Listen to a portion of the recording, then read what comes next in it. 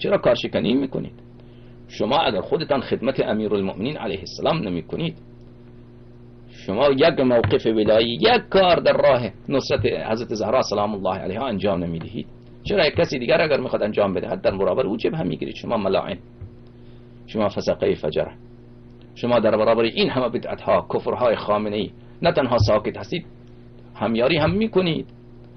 میدانید که امروز مردم ایران از دین برگشته، علتش کیست؟ علتش خامنه‌ای و خمینیه و علتش سکوت علمای شیعه است. خود خامنه‌ای در سخنرانی‌های خود مکرر متذکر می‌شود که اگر این نظام سقوط بکند بزرگترین لطمه را روحانیت می‌خورد. کاملا این درسته، کاملا این درسته، چون روحانیت آمده گدای در خامنه‌ای شده، چون روحانیت آمده مانند سگ دم میزنه بر دربار خامنه‌ای. به این خاطره و الا اگر روحانیت حسابش را از نظام ایران جدا می‌کرد، خامنه‌ای سقوط بکنه نکنه، روحانیت و مرجعیت حوزه علمیه پا بر جا میماند، چون حساب اینها جدا